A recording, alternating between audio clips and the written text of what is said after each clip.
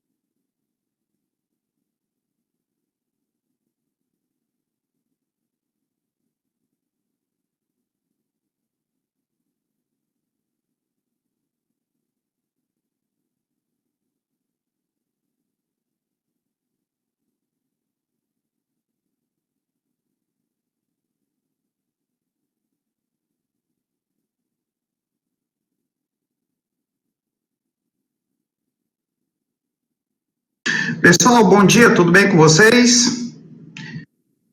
Desculpe o atraso, eu estou com alguns problemas de conexão.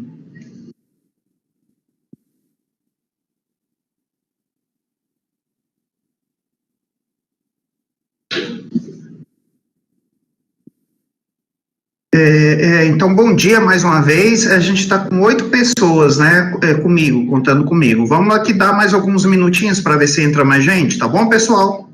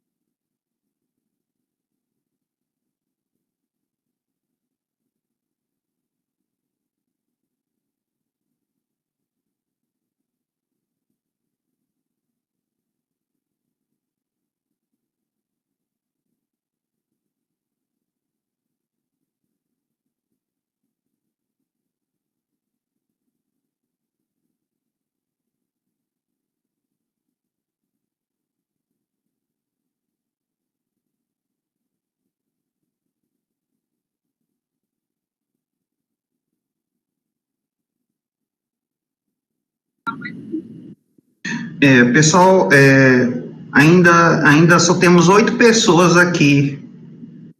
Vamos dar mais alguns minutinhos, aí a gente começa a conversar, né? Mas está tudo bem com vocês? Está todo mundo bem de saúde, né? E família também, né?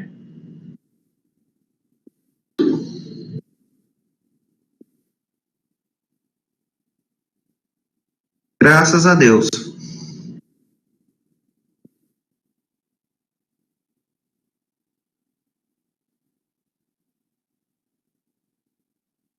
Cadê o pessoal? Em outros dias, nesse horário, já tinha mais gente, porque a média que participa é em torno de 16 a 18. Chame aí os colegas e aí a gente começa a conversar.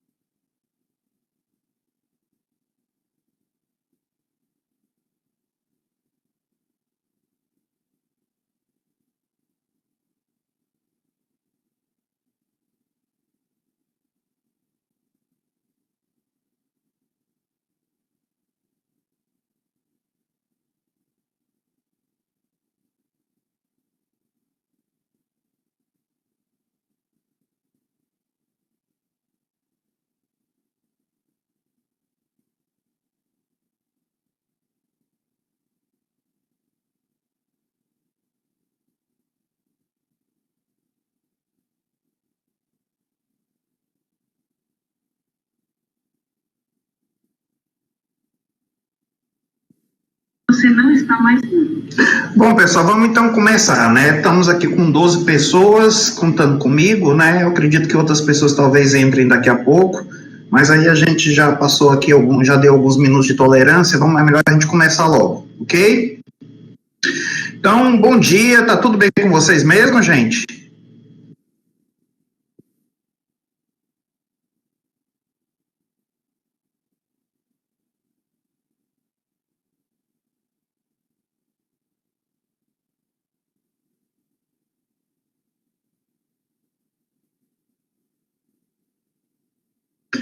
Que bom, vejo que está todo mundo bem aí, né? Graças a Deus. Gente, eu passei aquela enquete lá pelo SIGA, viu? Se encerrou ontem no final da tarde. Por volta, foram 15, 10, 13, 18 pessoas que responderam a enquete, tá bom?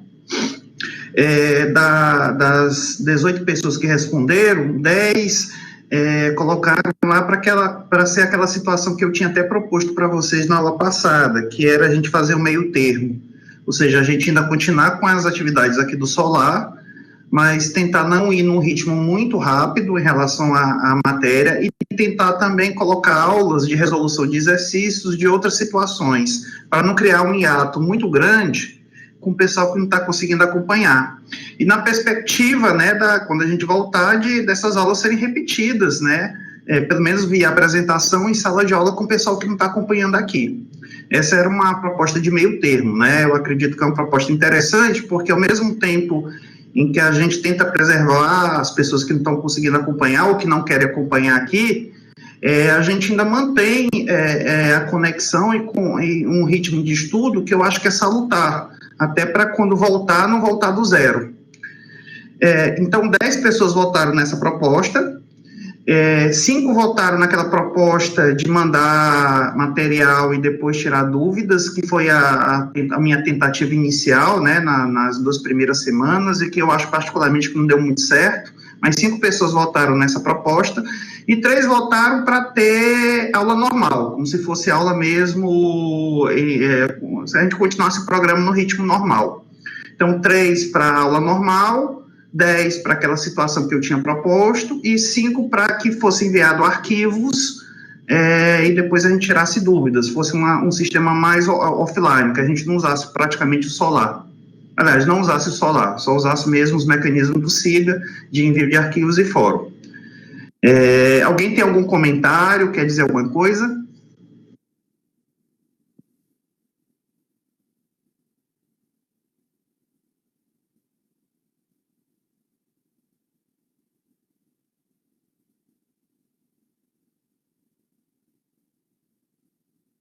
Bom, gente, então a gente pode seguir nessa ótica da votação, tá? Da gente ainda ter algum processo de aula, talvez numa velocidade mais reduzida. Hoje eu devo dar pouca aula para vocês, e semana que vem deve ser só exercícios. Vou fazer exercícios do capítulo 1 e talvez já alguns exercícios de transformadores. Pode ser?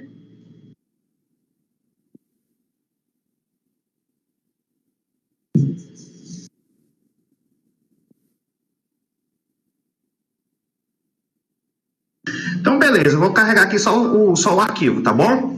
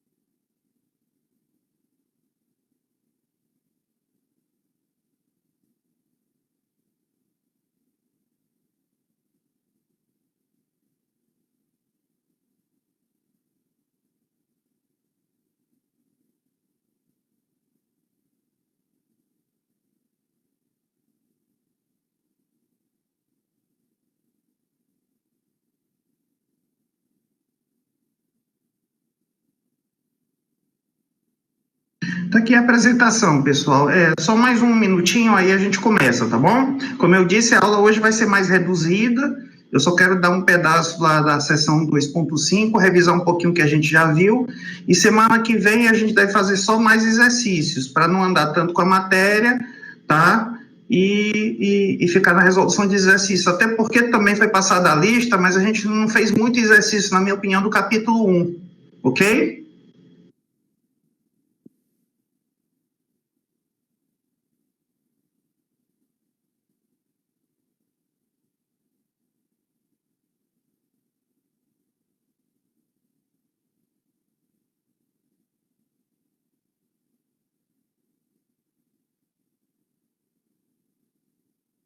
Você não está mais. A Jéssica está falando, é da lista, daquela lista que foi passada, Jéssica?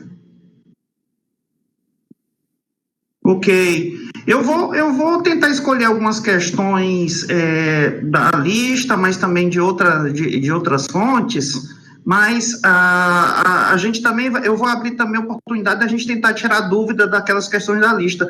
E aquelas questões ali, elas foram resolvidas e o Joaquim está com as resoluções dela, viu? Então, vocês podem também tirar dúvida com ele, também direto, viu? Mas eu vou tentar também separar algumas aulas para tirar mais dúvidas de questão. E na segunda-feira eu vou escolher questões da lista, mas eu também eu vou escolher questões de provas mais antigas e de outras fontes, ok?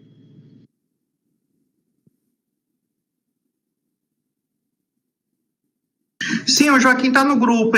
Inclusive, eu tenho contato com ele direto toda semana, até porque a universidade quer que ele mantenha a atividade, mesmo remota. Então, ele está à disposição de vocês, viu? E a lista, essa lista tem a resolução. Inclusive, foi até revisado a solução, as soluções, viu? Sim, mas a ideia que eu falei para ele foi o seguinte, gente, não é querendo ser mal, não. Era primeiro, porque eu pedi para ele não logo enviar para vocês as resoluções, é porque eu queria que vocês tentassem fazer, bater um pouquinho a cabeça. Aí, se tiver essa dificuldade, pedir para a gente.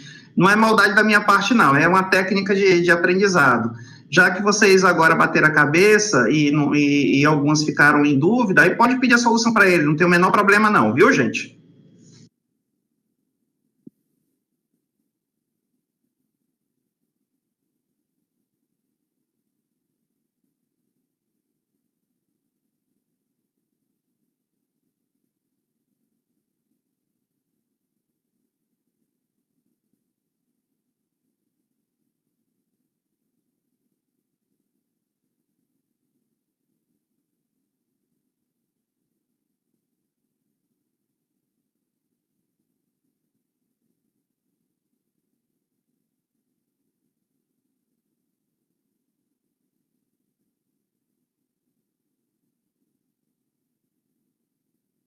Pessoal, então vamos começar, tá? Então, a gente está no capítulo 2, né, que é transformadores, tá? Seguindo, inclusive, a ordem lá dos capítulos do livro-texto que a gente adota. Nas aulas anteriores, a gente começou a ver o assunto, né? Na seção 2.1, tá? A gente falou um pouquinho da definição do que seria transformador. Vocês estão me escutando bem, né, gente? Tá tudo ok aí o áudio? Tá, então continuando. Então a gente viu em aulas anteriores a definição do que seria um transformador. Vimos também os tipos de construção de um transformador comercial, né? Que é do tipo núcleo envolvido ou núcleo envolvente. Vimos também a questão da necessidade ou da praticidade de você dividir a bobina em várias seções. Depois, na seção 2.2, a gente começou a estudar ou a modelar matematicamente o funcionamento do transformador, mas ainda numa condição a vazio, ou seja, sem carga no secundário. Dentro desse contexto, a gente analisou novamente a corrente de excitação, tá? Porque a gente já tinha também estudado a corrente de excitação no capítulo 1.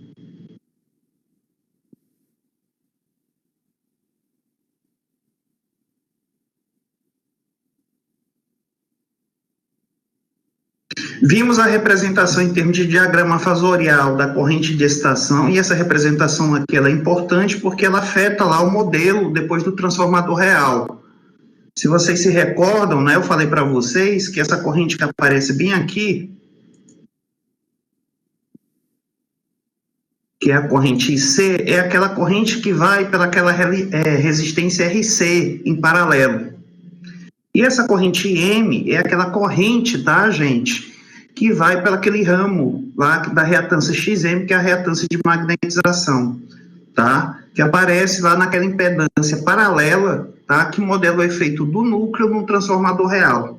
Então, isso surge, esse IC e esse M, portanto, aquele RC e aquele XM, tá? Da situação da gente considerar a corrente de excitação como sendo senoidal e, portanto, podendo ser representado com um diagrama fasorial. Entendido, pessoal? Só a gente relembrando aqui as coisas. Depois, a gente fez também um exercício de aplicação, né, dessa seção 2.2. Depois, na seção 2.3, a gente começou a considerar o efeito de uma carga ligada no secundário do transformador, mas numa situação ainda de um transformador hipotético, um transformador em que a gente está desprezando todas as perdas, tá? E a partir dessa situação a gente relembrou, né, deduziu, e aí relembrou, porque você já deve ter visto isso antes, aquelas relações que são válidas com o transformador ideal, que me diz que a razão das tensões de entrada e de saída em relação ao transformador é igual à razão do número de espiras em relação a essa bobina de entrada ou saída do transformador. Isso não é novidade, né? Vocês já devem ter visto isso em outras cadeiras. Aqui a gente apenas deduziu novamente para vocês. Em relação às correntes, a razão é inversa, né? A razão entre a corrente de entrada e saída é o inverso da razão do número de espiras das bobinas de entrada e saída em relação ao meu transformador. Como também a gente está desprezando todas as perdas, a potência de entrada é igual à potência de saída. Então, isso aqui tudo são relações importantes e válidas para o transformador ideal.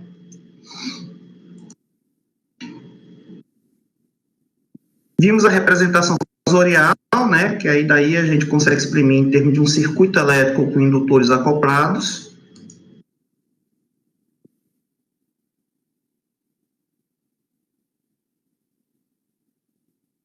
Foi feito um exemplo.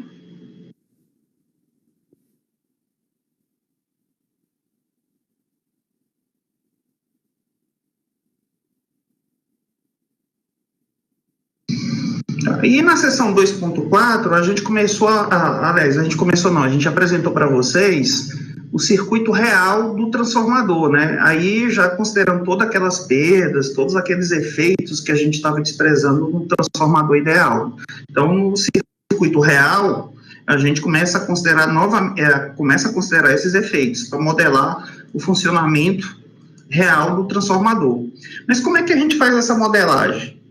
Ou essa representação? A gente faz por um circuito elétrico, onde a gente considera aqui um transformador ideal e associa em série ou em paralelo uma série de impedâncias para modelar os efeitos físicos reais das partes que compõem o transformador. Nessa impedância paralela, eu estou modelando o efeito no núcleo, perda e magnetização. Aqui, nessa outra impedância aqui, eu estou modelando o efeito da bobina no primário, perda devido à passagem de corrente pelo condutor e a reatância de dispersão. E a mesma coisa aqui eu tenho para a bobina do secundário. Então, aqui eu começo a considerar aqueles fenômenos para fazer a representação, tá, exata ou a representação do funcionamento real do transformador. Isso tudo a gente viu aí na aula passada, né? Aí, os elementos eu comentei aqui, né, com mais detalhes.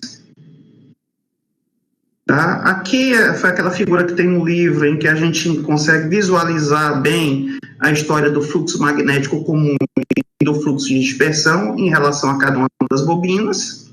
Foi comentado também com vocês. Em relação a esse modelo real, como eu posso pegar a impedância e refletir do outro lado, Eu posso sumir com essa representação de transformador ideal interna e aí passo a ter esse circuito aqui com todo mundo referido para o mesmo lado, que é chamado circuito equivalente T, e que é ainda considerado um modelo exato, preciso, tá, de funcionamento do transformador. Só que com todo mundo referido para o mesmo lado, ou o lado de alta tensão, ou o lado de baixa tensão, ou o lado que eu estou convencionando seja primário, ou o lado que eu estou convencionando que seja secundário.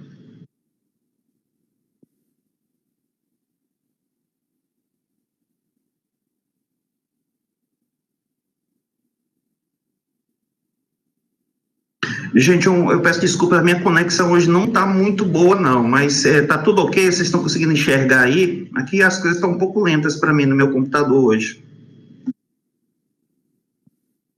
Tá, beleza.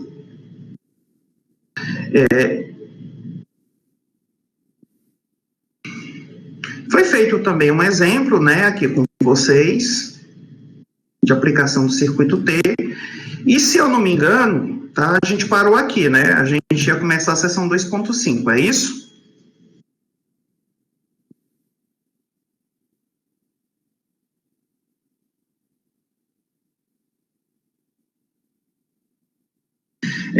Jéssica, eu acho que a gente tem o mesmo provedor. Já notei que quando eu tenho problema também, você dá o alerta, viu? Eu uso a Brisa aqui.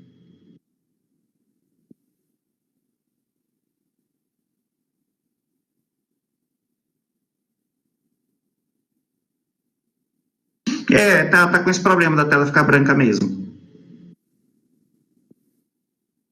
Bom, gente, então a gente recomeça daqui, da sessão 2.5. Foi aqui que a gente parou, né? Se eu não me engano, foi aqui. É isso? Eu acho que eu até iniciei, mas não vale a pena. Acho que vale a pena eu comentar novamente isso aqui. Tá bom.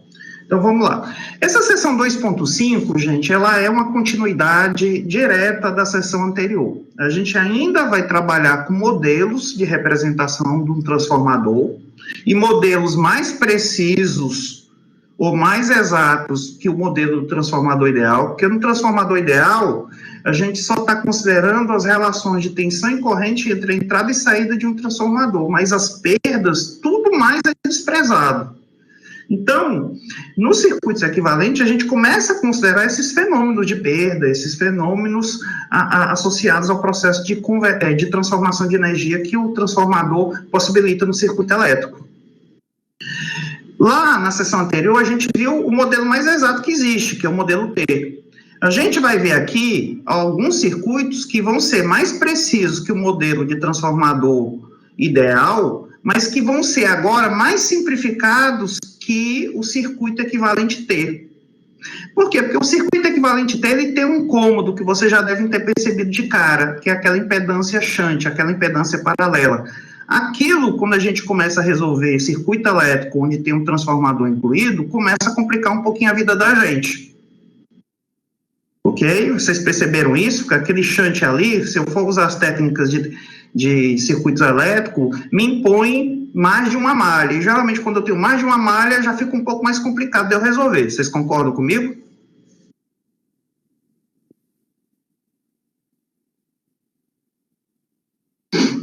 Bom, então a ideia aqui, não responderam não, mas eu acho que concordo. A ideia aqui é a gente fazer algumas simplificações, mas a nível de análise de circuito elétrico e também simplificações que não sejam tão severas como a simplificação do transformador ideal, mas que me ajudem, me facilitem um pouco na análise do funcionamento do transformador. Ok? Então, a gente vai ver circuitos simplificados a partir do circuito T, do ponto de vista de circuito elétrico, da análise de circuito elétrico, mas, assim mesmo, ainda vão ser circuitos mais precisos, tá, que o modelo de transformador ideal. Entendido o que eu falei, gente? Ou eu enrolei um pouquinho aí o meu campo de vocês? Por favor, me dê esse feedback aí. Vocês querem que eu repita alguma coisa? Foi entendido o que eu quis dizer?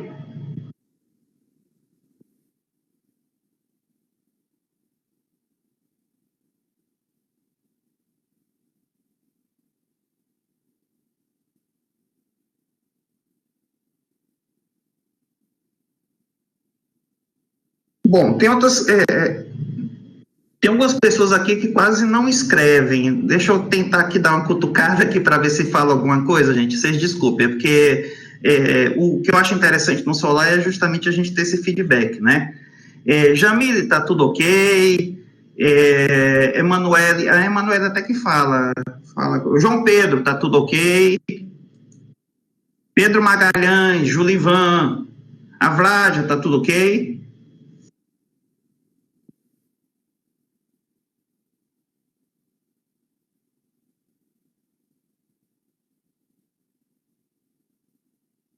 Tá, beleza. Então, vamos prosseguir. Então, a primeira simplificação que o circuito equivalente, a primeira simplificação que a gente vai fazer a partir do circuito equivalente T, que está aqui representada, aqui eu repeti aqui a figura do T. Gente, isso é uma perguntinha. O material que eu mandei para você já está atualizado? Tem isso aqui? Tem, né? O material que eu mandei até aqui pelo Solar já tem isso aqui, essa parte aqui, né? Legal. Então, aqui é o circuito T, tá? Então, a primeira simplificação que eu vou apresentar para vocês a partir desse circuito equivalente aqui, do funcionamento do transformador, que é o chamado circuito equivalente T, é o seguinte.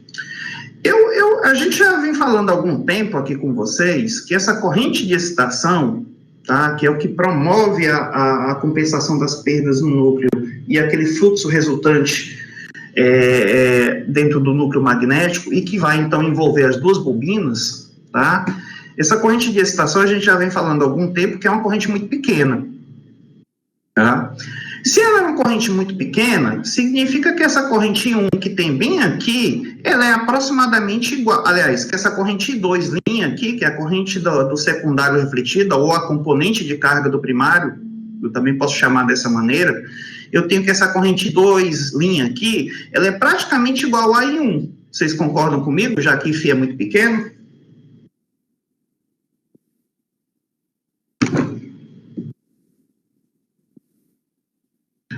Bom, gente, vocês concordam, né? Vocês estão entendendo aqui a minha lógica, né? Tá, legal. Então, se φ é muito pequeno, significa que 2' é praticamente igual a I1.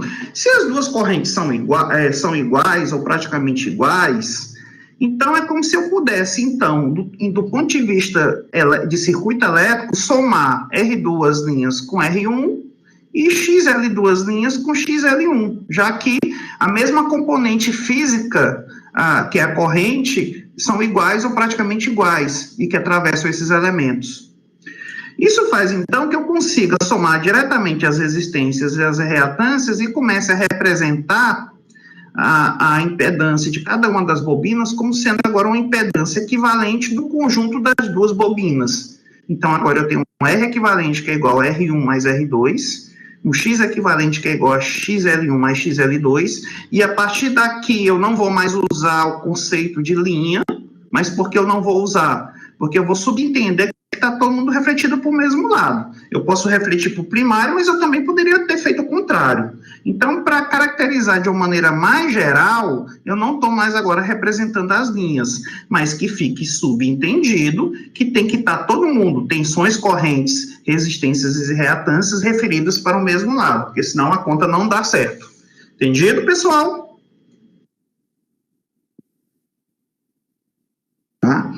Com isso, eu já simplifico legal, eu já simplifico bem aqui a minha análise, porque eu deixo de ter duas impedâncias e uma shunt aqui separando as duas. Eu ainda tenho um shunt, ou paralelo, essa impedância paralela, mas agora eu tenho apenas uma única impedância série que pode estar aqui, tá? O circuito L, isso aqui já forma um circuito L, mas por que um circuito L? Deixa eu ativar aquela função de caneta. Se vocês perceberem, está formando um L. Gente, desculpe, está meio torto, viu, gente? É que não é muito prático. Mas deixa eu ver aqui se eu melhoro aqui um pouquinho. Então, aqui, gente, tá formando um L deitado. Vocês estão enxergando? Onde a perna menor do L é esse shunt aqui, esse paralelo, essa impedância paralela. Então, está formando um L deitado. Mas note que eu formei esse L deitado da seguinte maneira. Tá? Passando essa impedância para lá, para cá e somando. Eu não poderia também ter passado essa impedância daqui para o outro lado e considerar a impedância série antes do shunt, quando eu vejo aqui a partir dos terminais 1? Poderia ter feito isso? Poderia. Tá, gente? O circuito L pode ser construído dessa maneira, com o paralelo antes da impedância série a partir desse terminal de entrada, mas ele poderia também ser construído dessa outra maneira aqui, onde eu pego primeiro a impedância série e depois eu represento a impedância paralela. Isso do ponto de vista desse circuito 1 aqui. O meu L, então, agora fica assim. Deixa eu mudar aqui. Meu L agora fica assim. Ainda é um L, mas agora a perninha deitada fica para a outra extremidade. E aí vem a pergunta, qual eu uso? Bom, vocês podem usar um ou outro. Eu aconselho a usar o que for mais conveniente do ponto de vista do problema do circuito que você vai estar analisando. Em alguns problemas, talvez seja mais conveniente eu usar o paralelo aqui. Em outros, talvez seja mais conveniente a gente usar o paralelo a partir do circuito de entrada após a impedância série. Aquilo que me facilitar mais minha análise de circuito é o que eu adoto, ok? Vocês vão perceber isso quando forem fazer os exercícios e até os exemplos que a gente vai fazer, vocês vão ver que uma hora é melhor eu colocar o shunt antes do série, outra hora é melhor colocar depois. Entendido, pessoal?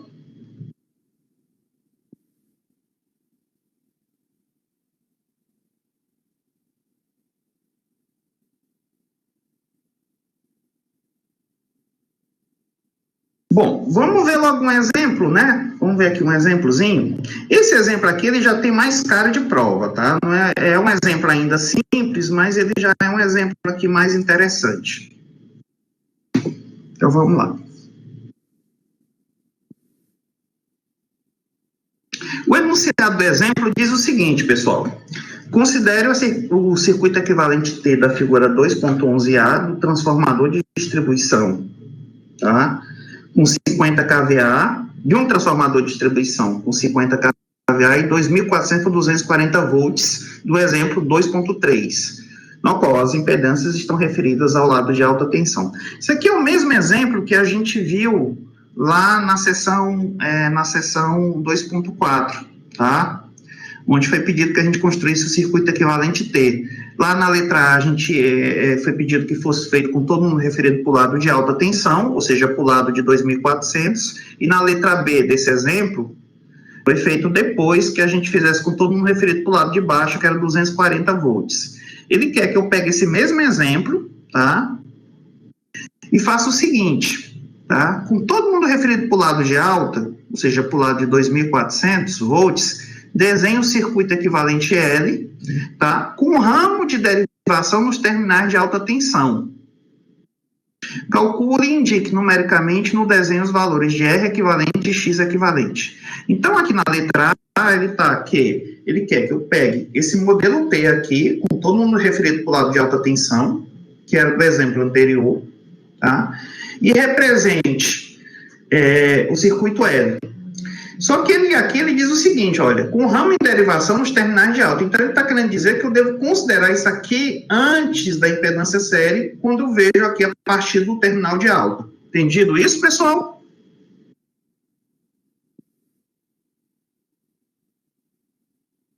Tá? Então, esse exemplo A aqui, ele é relativamente simples, tá, gente? Eu só vou pegar isso, deslocar para cá e pegar essas duas impedâncias aqui e somar.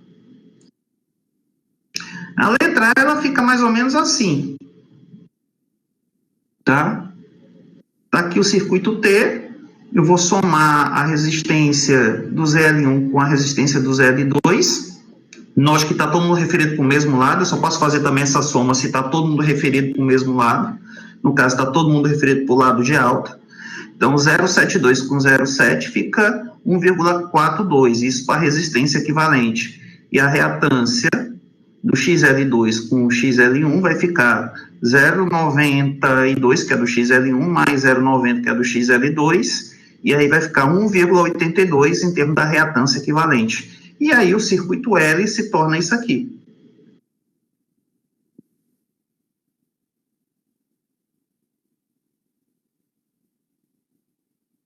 Beleza, pessoal? Entendido? Então tá.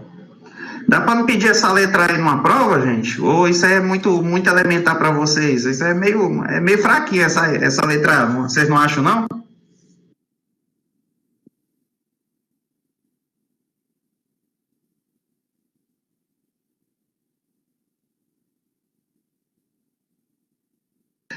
Bom, vamos lá então. A letra B já fica uma coisa um pouco mais interessante.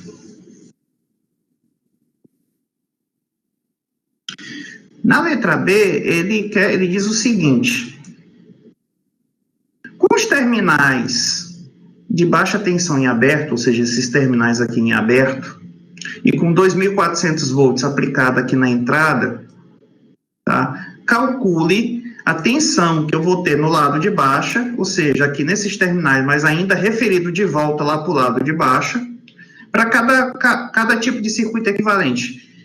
Ou seja, ele quer que eu faça análise primeiro com esse aqui, que é o circuito T, e depois eu repita a análise para o circuito L que eu desenvolvi na letra A. Ok? Então, aqui a gente já vai começar a fazer um pouquinho de análise de circuito.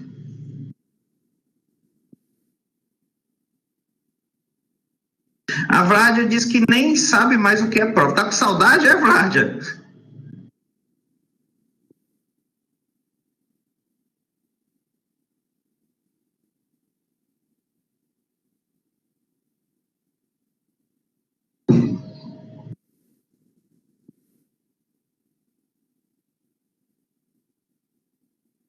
Mas de repente dá saudade mesmo, gente. Aquela rotina do dia a dia, mesmo a gente tendo essas atividades online, aquela rotina do dia a dia me faz muita falta. Eu não sei para vocês.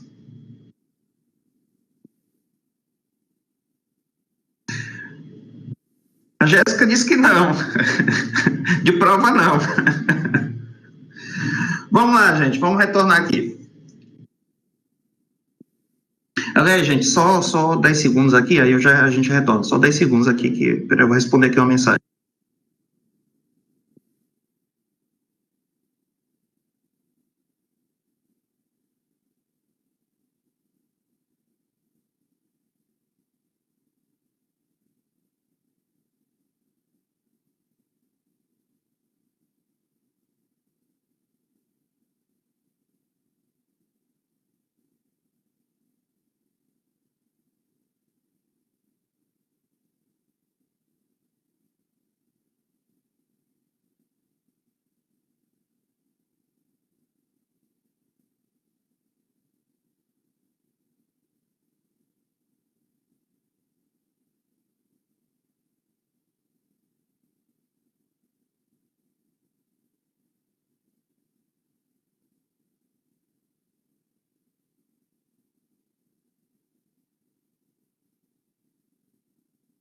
Você não está mais mudo.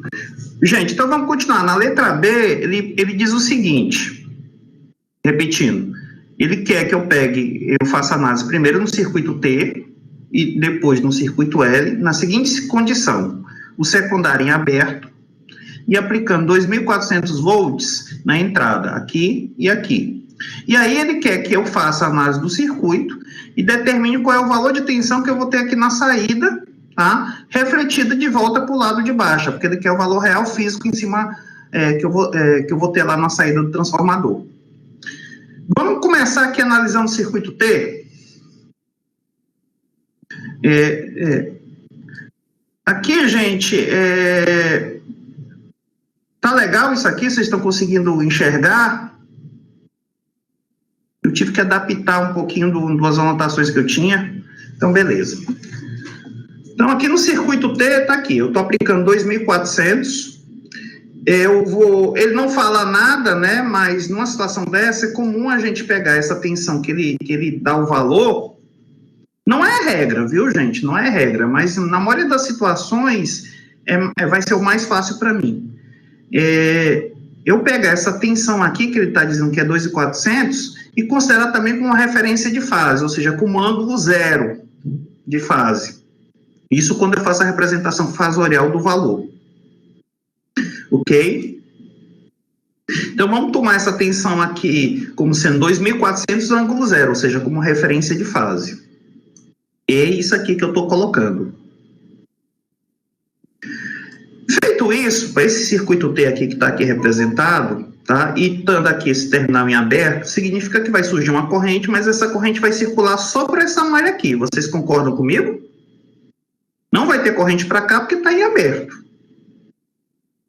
Então, a corrente que vai aparecer devido a essa tensão que eu estou aplicando aqui é a corrente que vai circular para o ZL1 e depois para o ZFi. E lembrando, tá, gente, recordando que até esse é o exemplo do circuito T que a gente fez na aula passada, aliás, em aula anterior, que esse ZFi aqui é o equivalente aqui do paralelo de RC e XM. Não é que 632 seja o RC e não é que 4.370 seja o XM, né? Isso aqui já é impedância equivalente.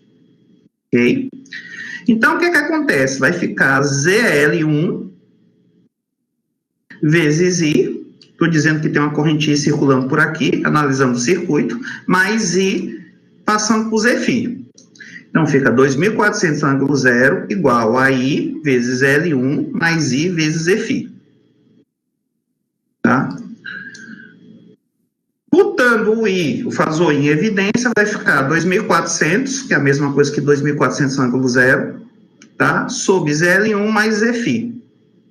Estou botando aqui, a partir dessa equação que eu obtei da lei das tensões de Kirchhoff, para aquela única malha que está energizada, tá? Eu estou colocando aqui a corrente em evidência para determinar ela. Ok. Essa impedância, vamos voltar para cá.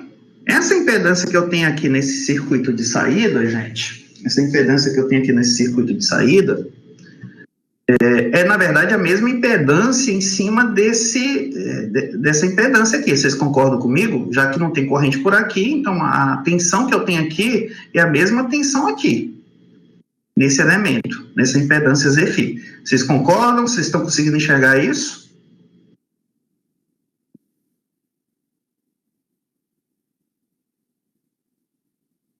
Beleza. E o que seria essa tensão aqui, em cima dessa impedância, que vai ser a mesma tensão aqui? Essa tensão aqui, que eu vou chamar de fasor V', é igual ao fasor I vezes ZFi. Ou seja, é o I que está passando por aqui vezes ZFi. O I, por sua vez, eu já tinha determinado lá pela equação de malha, da lei de Kirchhoff. Substituindo, fica então que o fasor V' é 2.400 ângulo zero sobre ZL1 mais ZFi, e tudo isso multiplicado por ZFi. Entendido até aqui, gente? Beleza?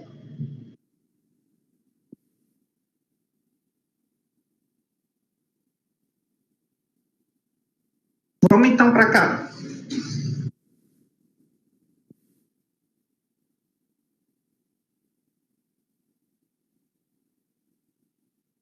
Substituindo lá o valor das impedâncias, eu vou ter então que vai ser 2.000, e o valor da tensão, né, a tensão que eu estou aplicando na entrada é 2.400 ângulo zero.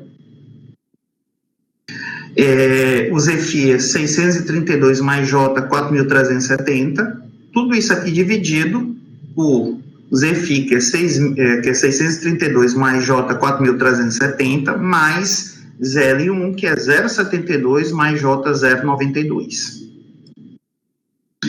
Resolvendo essa equação aí, né, com números complexos, tá? A gente vai ter, então, que V', o fasor V', vai dar 2.399,4 mais J, 0,315 volts. E tirando isso aqui em termos de uma representação de número complexo ou representação fasorial. Se eu tirar o módulo disso, eu vou ter o valor eficaz, que vai ser 2.399,4 volts. Tá? Então, esse 2.399,4 volts, gente, tá? É a tensão que eu vou ter bem aqui eu vou ter aqui na saída, em aberto, quando eu aplico 2.400 aqui na entrada. Note que isso aqui é com todo mundo referido para o lado de alta. Para realmente saber o valor físico, eu tenho que usar aquela relação de transformação que o autor me diz. O autor me diz que o transformador é de 2.400 para 240, né? Então, é na razão de 10 para 1. Significa que a tensão na entrada é 10 vezes o valor da tensão na saída. Então, para eu realmente obter o valor da tensão na saída real, física, aquela realmente física, voltando para o circuito de baixa, é só pegar esse valor aqui e dividir por 10, que dá 239,94 volts. Entendido, gente? Tá tudo ok aí? Vocês entenderam? Entenderam também essa divisão por 10?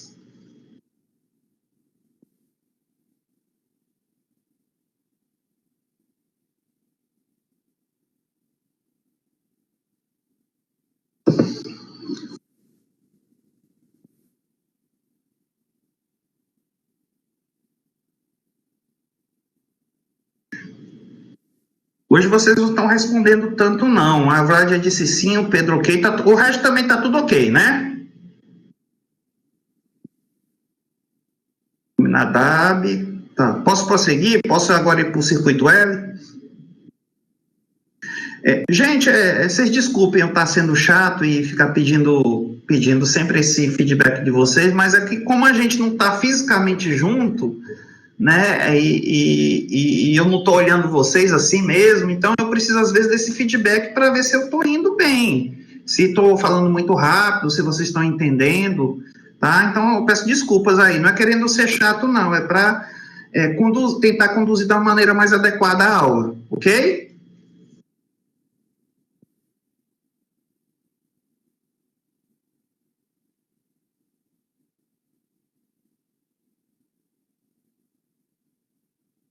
Então, beleza. Vamos agora fazer análise para o circuito L. O circuito L, gente, vai ser bem mais fácil. E a gente vai até perceber o legal de usar o L. O circuito L que a gente determinou com todo mundo referido para o lado de alta, na letra A dessa questão, está aqui representado novamente. Eu repeti aqui o circuito que a gente achou na letra A. Tá? E aí, ele quer as mesmas condições. O autor diz que a gente deve aplicar aqui 2.400, e aí eu vou usar também como referência de fase, então vai ser 2.400 ângulo zero. Aqui vai estar em aberto, e ele quer saber essa tensão aqui, na saída, tá? Quando eu volto para o lado de baixo. Bom, aqui é muito simples, gente. Se eu estou aplicando 2.400 aqui, vai ser 2.400 em cima dessa impedância ZFI. Vocês concordam comigo? E olha bem, olha só, eu resolvi escolher aquele L, eu estou usando o mesmo L da letra A, onde eu botei aqui a impedância série para esse lado. Olha aqui o legal de eu ter botado a impedância série para esse lado. Como está aqui em aberto, não vai ter corrente. Se não vai ter corrente, significa que essa impedância aqui na saída é a mesma impedância aqui no ZFI, que vai ser a mesma impedância aqui na entrada. E que é quanto, gente? É 2.400. Então, simplificou bastante a minha vida, tá? Eu não vou ter corrente, a priori, passando por aqui, tá? A tensão que eu estou aplicando aqui vai ser a mesma tensão aqui no elemento paralelo, que vai ser a mesma tensão, então, aqui na saída, que é 2.400 ângulo zero. Para obter a tensão lá no lado de baixa, só basta, então, eu dividir por 10, que fica 240 volts. Então, olha que no modelo L eu obtive 240 volts. No modelo T, 239,94. Tá? Praticamente 240, né? Mas no valor um pouco menor. Esse circuito T, ele é o circuito que eu sei que é mais exato. Aqui, o que eu estou fazendo aqui no L é uma simplificação, né? Eu estou fazendo uma simplificação aqui. Então, esse valor aqui que eu achei, de 240, na verdade, é um valor que vai ter um erro embutido. Vamos tentar entender, determinar esse erro? Esse erro é o seguinte, vamos pegar o 239,94 volts, que é o valor de tensão que eu obtive do modelo T, e considerar ele como sendo exato, 100%. E vamos verificar aqui a porcentagem dele para o valor de 240 volts. Fazendo tendo uma regra de 3 simples, né, 240 multiplicado por 100, depois dividido por esse valor, que é 239,94, tá? Eu obtenho 100,0,25%. Não está por cento aqui, mas seria por cento. Para obter o erro, então eu vou pegar esse valor que eu determinei aqui e subtrair daquele valor que eu acho que é o 100% certo. Então vai ficar 0,025%. O que significa, então, gente, que esse valor de tensão que eu obtive através do modelo L, ele tem um erro positivo, ou seja, para mais, tá? Um erro positivo para mais, tá? De 0,025%. Vocês acham isso pequeno, não é pequeno, gente? Muito pequeno, né? O que até indica, né, a validade, tá, de usar o modelo L, né? A gente, por esse problema aí, né, que a gente acabou de ver, a gente diz, não, o erro é muito pequeno. Então, é interessante usar o modelo L. Ele não é também tão errado. Mas não se enganem, viu, gente? Aqui tem uma pegadinhazinha, tá? Tá dando esse erro muito pequeno por um simples detalhe fundamental. Nesse exemplo aqui que a gente está considerando o secundário em aberto, não está alimentando carga. Então, a corrente que circula por esse circuito é uma corrente muito pequena, aquela corrente de excitação. Então, realmente, as perdas são muito pequenas. Então, realmente, ao usar o modelo L, eu não vou ter muita diferença, não. Mas, não se enganem, tá? Se eu começasse a considerar a carga aqui circulando, e, portanto, as intensidades de corrente que circulariam aqui pelos ramos fosse maior, as perdas e a diferença, o erro que eu teria ao usar o modelo L já seria mais significativo. Ok? Entendido, pessoal?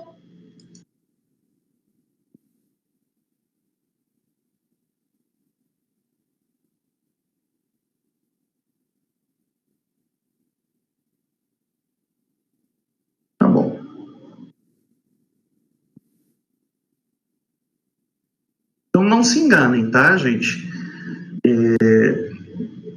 Ao circular corrente, tá, de maior intensidade para alimentar uma carga, as quedas de tensão que eu vou ter nos ramos série vão ser mais significativos.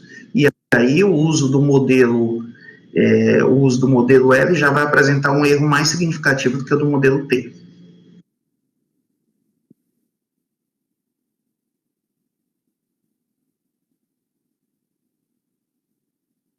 Vamos continuar. Tá, vamos continuar. Aqui a gente vai expandir mais ainda a simplificação que a gente está fazendo. Tá?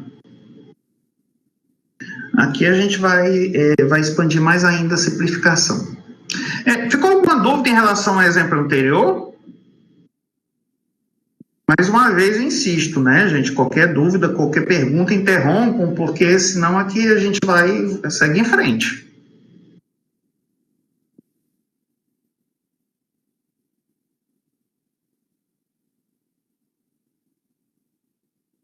Posso continuar, né? Beleza? Tá bom. Bom, a ideia aqui, gente, é a gente continuar com o processo de simplificação. Vamos lá. Ao construir o modelo L,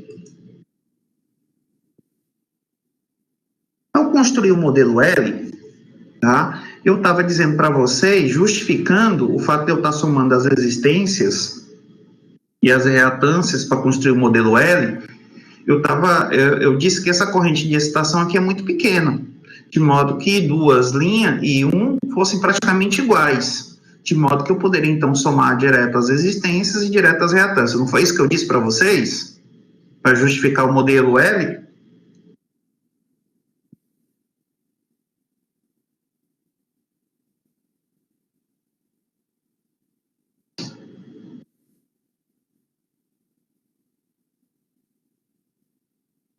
Ok, Claudiane disse sim. Obrigado, viu, Claudiane? Eu preciso desses retornos. Bom, mas Vamos avançar mais aqui na simplificação. Se essa corrente é muito pequena, significa que essa impedância aqui é elevada. Vocês concordam comigo? Essa impedância é elevada. E realmente, na prática, ela é, né? Se vocês perceberem bem, nos exemplos anteriores que a gente fez, essa impedância aqui ela era muito mais alta que essas impedâncias sérias. Então, essa impedância aqui normalmente é de um valor muito elevado. Se ela é muito elevada, o que faz com que essa corrente seja muito pequena, então vamos adotar a seguinte simplificação, vamos fazer de conta que ela seja uma impedância infinita, já que ela é muito elevada. E se ela for impedância infinita, isso aqui é a mesma coisa do que, gente? Do que um circuito aberto. Vocês concordam comigo?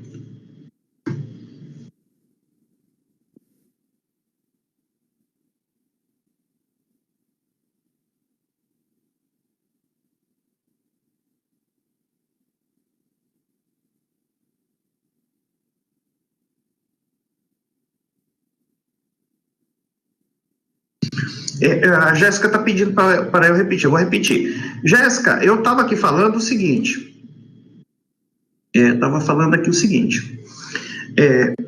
aqui é o circuito T, né? Para construir o circuito L, eu fiz a seguinte consideração.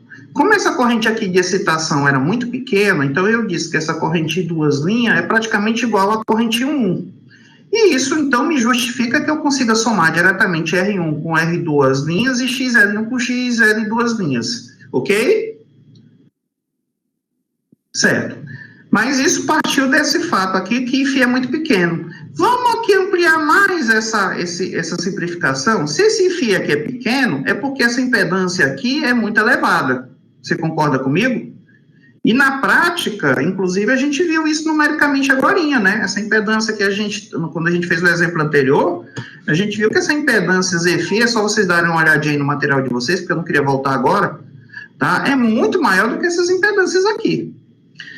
Se essa impedância é muito elevada, o que faz com que essa corrente seja muito pequena, a gente pode, então, adotar a seguinte simplificação agora. Que tal, já que ela é muito grande, que tal considerar ela como uma impedância infinita? E o que vai ser impedância infinita, gente? Vai ser simplesmente como se eu tivesse aqui um circuito aberto. Vocês concordam comigo?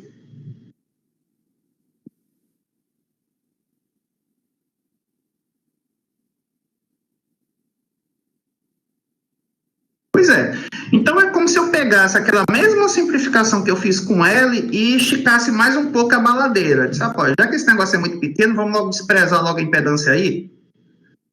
Ao fazer isso, eu já consigo somar, então, eu já imponho que 2 é igual a I1 e simplesmente já somo direto mesmo. Fica R1 com R2 para fazer o RQ e o XL1 com o XL2 para formar o X equivalente. E sumo, aliás, faço sumir, né, melhor dizer, tá, com impedância paralela. E isso, gente, me facilita bastante a minha análise, tá, gente? Vai facilitar bastante a minha análise.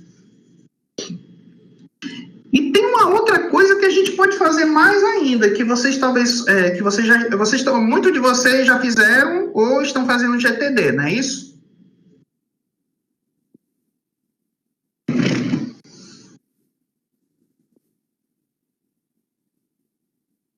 Ou vocês estão fazendo ou já fizeram, né? A grande maioria de vocês, não é isso?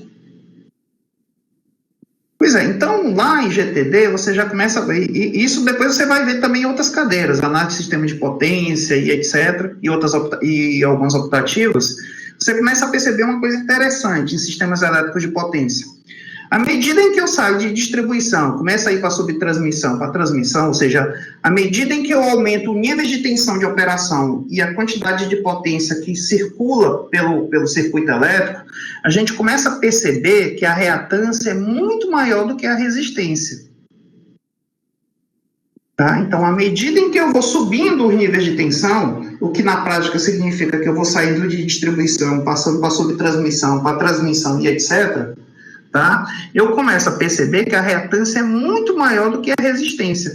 Então, em tais circuitos, ou seja, quando eu trabalho com linha de transmissão, quando eu trabalho com subtransmissão, dependendo da precisão que eu queira fazer na minha análise, é muito comum eu, inclusive, desprezar totalmente a resistência e considerar apenas a reatância, porque a reatância é muito maior do que a resistência em tais circuitos. Entendido isso, pessoal? Então, essa simplificação final aqui, ela só vai ser válida para sistemas de maior nível de potência e maior nível de tensão. Entendido isso aí?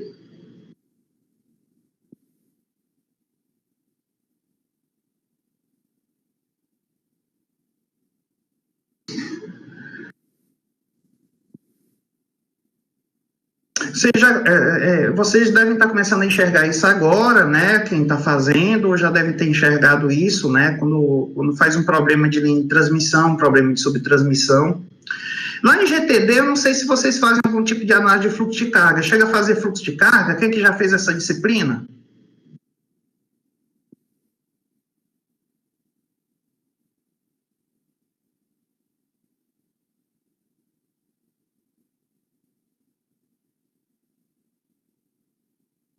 Vocês sabem o que é fluxo de carga? Fluxo de carga, gente, é uma conta que a gente faz muito em sistemas elétricos de potência, tanto a nível de distribuição, transmissão e etc., e que vai ser e que permite que eu determine qual é o valor de potência ativa e reativa que vai de um ponto a outro do circuito, que me permite calcular o valor da tensão em módulo e ângulo, em uma barra. E isso vai ser importante para mim, por quê? Porque aí eu vou entender como é que a energia está se propagando ao longo do meu circuito, eu consigo calcular as perdas, e aí eu consigo também fazer coordenação de proteção, no caso, consigo fazer também o que a gente chama de despacho de energia, que é quando a gente quer entregar energia com uma carga, mas seguindo no melhor caminho possível, aquele caminho que vai me reduzir as perdas, que vai me dar um maior grau de proteção também. Entendido isso? Então, tudo isso a gente faz, percebe, através de uma coisa que é chamada estudo de fluxo de carga. Nesses estudos de fluxo de carga, quando a gente começa a colocar, quando a gente faz mais a nível de subtransmissão e transmissão, aí a gente percebe muito isso, porque a resistência é muito pequena do transformador quando comparado com a reatância, de modo que normalmente a gente despreza a resistência e só considera a reatância, ok? Então, é mais nesse tipo de estudo. E vocês estão entendendo o que eu estou falando, né, pessoal? Tá tudo ok? Certo. Beleza. Algum de vocês... A cadeira de análise de sistema de potência, ela só é feita depois de GTD, não é isso? Tá. Mas talvez alguns de vocês já tenham feito essa cadeira. Não sei.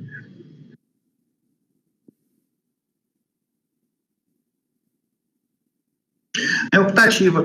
É optativa, Jéssica? Mas para quem for para a área de energia, gente, for trabalhar mesmo com energia, que não vai ficar, que não quer ficar muito na área de eletrônica, o pessoal que vai mais para eletrotécnica, eu aconselho fazer essa cadeira, porque essa cadeira você entende legal uma série de coisas em relação ao fluxo de energia para nível de tensão e potência mais elevado. Tá? Lá em análise de sistema de potência, você vai fazer esses estudos de fluxo de carga e lá em alguns tipos de estudo de fluxo de carga, vocês vão perceber uma outra coisa interessante também, e que está nesse comentário, foi por isso que eu botei esse comentário aqui no slide. Eu, em sala de aula, falo isso em termos de observação, mas no livro aqui eu copiei esse texto aqui do livro.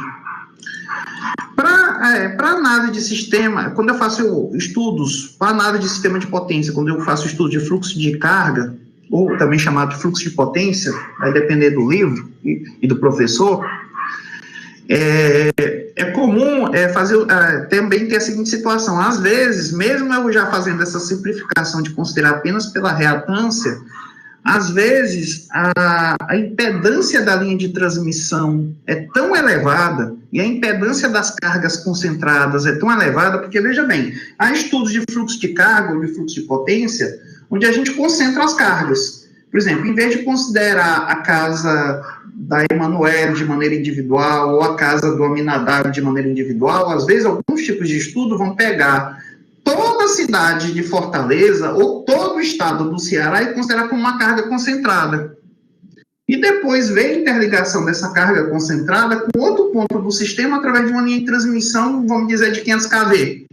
Então, quando eu pego essas situações onde eu tenho uma carga muito concentrada, com alguns tipos de estudo que eu faço, como, por exemplo, coordenação de proteção dessa linha de 500 kV, quando eu faço a coordenação da linha de transmissão da linha de 500 kV que chega a Fortaleza, não precisa ficar representando as cargas de Fortaleza de maneira individualizada, eu posso concentrar todo mundo de uma maneira só, porque eu quero fazer a proteção dessa linha, na chegada.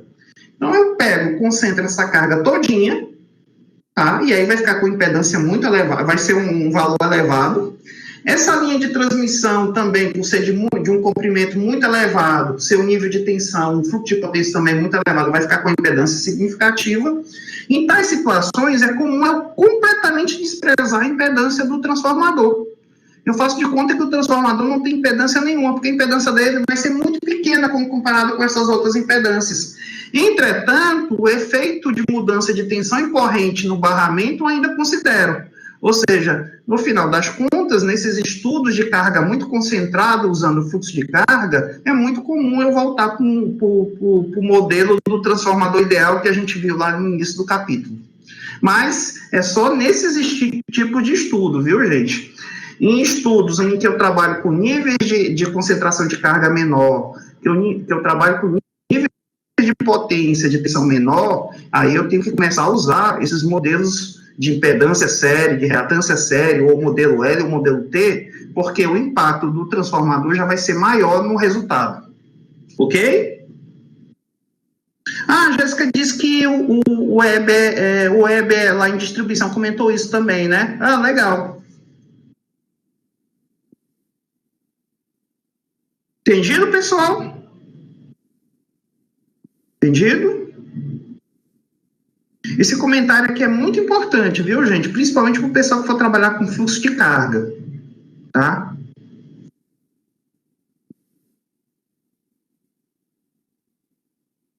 Fluxo de carga é um estudo que é feito muito em concessionária, em operadoras de geração de energia, em concessionária de transmissão e concessionária de distribuição, tá bom?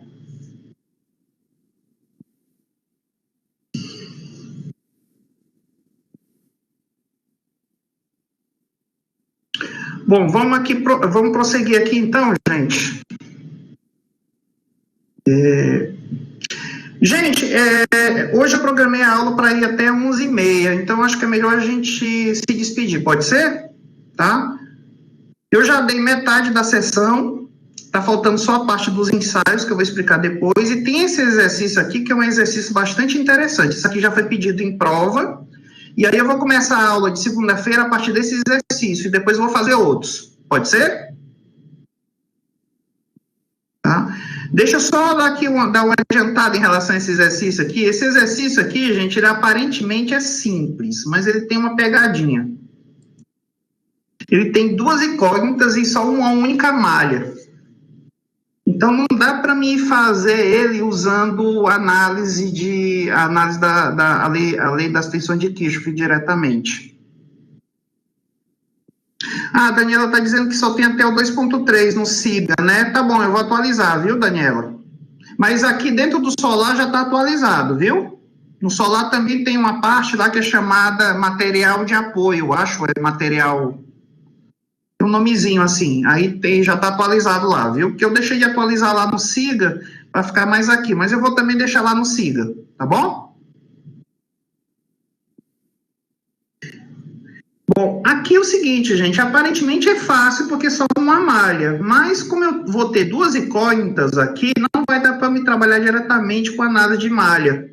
Eu vou ter que fazer o seguinte, gente, eu vou ter que construir o diagrama fasorial.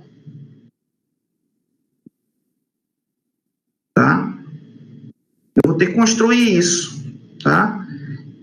E vou ter que trabalhar com algumas projeções de reta para cá, tá? Então, na aula que vem, eu devo gastar um tempinho bom só para explicar algumas projeções que vão ter aqui para a gente poder solucionar esse problema.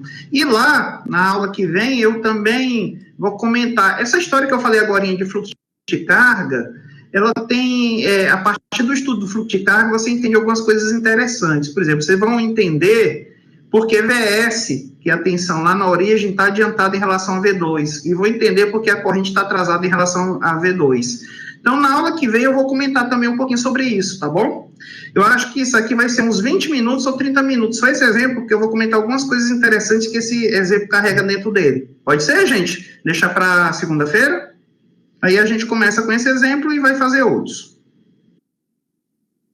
Então tá, beleza. Esse aqui já foi pedido em prova antes, tá bom? Ou igual ou às vezes modificado, com algumas modificações. Já teve uma vez que eu pedi com a corrente capacitiva, e a corrente vai lá para cima, tá? Mas a ideia é parecida, ok?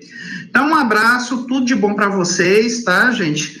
Obrigado aí pela atenção e por a gente estar continuando, eu acho que é válido a gente continuar de alguma maneira. Como eu disse, para o pessoal que não está acompanhando, a minha ideia é repor, tá? Eu não quero atrapalhar, é por isso, inclusive, que semana que vem a gente já vai dar mais uma travada no conteúdo e fazer mais exercícios, ok?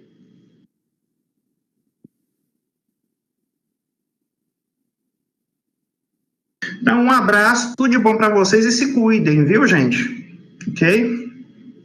E espero que em maio a gente comece a retornar. Espero que em maio a gente consiga. Eu não tenho. O que eu estou falando não é especulação, não, viu? Quer dizer, não é certeza, não, viu, gente? Mas é porque eu queria já que a gente voltasse em maio. Mas aí o que importa é a saúde das pessoas, né? Se o pessoal disser que é para a gente continuar, o jeito é a gente continuar. O que importa é a saúde.